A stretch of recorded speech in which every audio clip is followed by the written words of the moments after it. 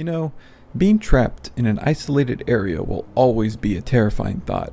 Throw a grotesque creature into the mix, and now you have a horrific style of cat and mouse, where that cat can be a mutated monstrosity that wants nothing more than to prey on whatever crosses its path.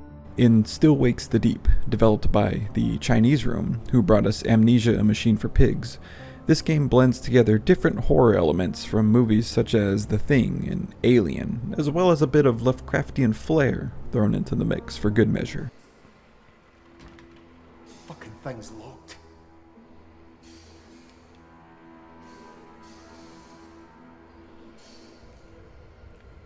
You take on the role of Cameron Kaz McCleary, an electrician who happens to be stationed on an offshore oil rig during December 1975. On the verge of going to prison due to a violent confrontation with a man back in his hometown, and to avoid losing the apartment flat he, his wife, and daughter reside in, Cass decides to take on a job mentioned by his close friend Roy, who is a cook on the oil rig. While working on the rig one day, he gets a note from his wife Suze mentioning divorce. This then proceeds to a termination by his boss Rennick, who finds out about the incident back on the mainland and wants Kaz gone ASAP. Ah, Mr. McCleary. So glad you could join me, and sorry to have got you out of bed. Shut the door and have a seat. I'm fine, Stan. Sit your ass in that chair, you fucking liability. Just as Kaz is about to board the helicopter to return back to his problems that weren't so easily avoidable, disaster ensues. A drilling attempt shakes the entire facility to its core, which throws several workers, including Kaz, into the sea below.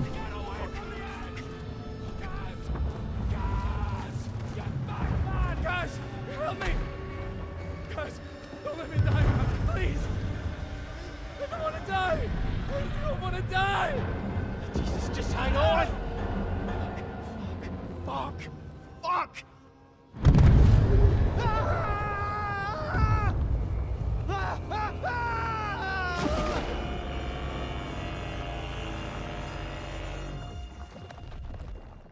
What follows is a terrifying yet emotional journey through the eyes of a man who wishes to save as many crew members as possible, all the while stealthily getting around the unfortunate ones who have been in contact with the alien-like substance that was unearthed during the drilling, causing nightmarish mutations.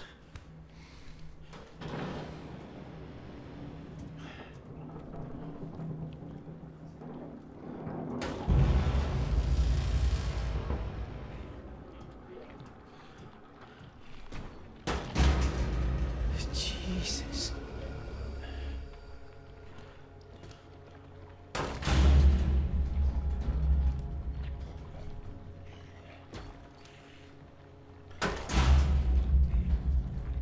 Now, this game is what I'd like to call short and sweet. Not to say what happens in this game during its 4 to 5 hour runtime is on par with the word sweet. Far from it, actually. Oh shit, are those faces? Oh shit. Jesus. What the fuck's happened to them?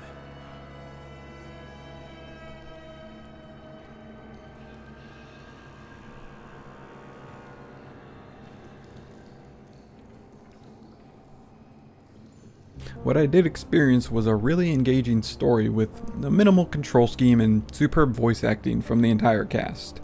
For most of this game, you're going to just be walking to progress a story with the occasional running for your life. Solving light puzzles like disengaging cables and closing off valves to contain oil fires is a recurring objective in this game to shake up the flow of gameplay every now and then. The rusted, creaky halls aboard the rig also have many interactable objects that build on the world, as well as the characters around you via diary entries and notes. The more you explore, the more of the story you will uncover. The forefront of this game is by far the story and its creature design.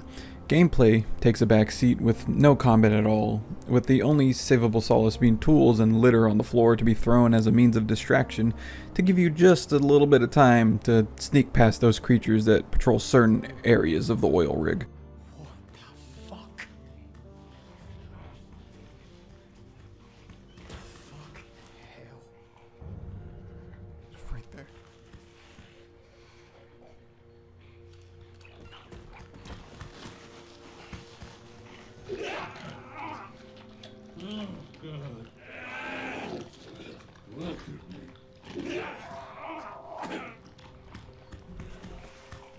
Oh, fuck.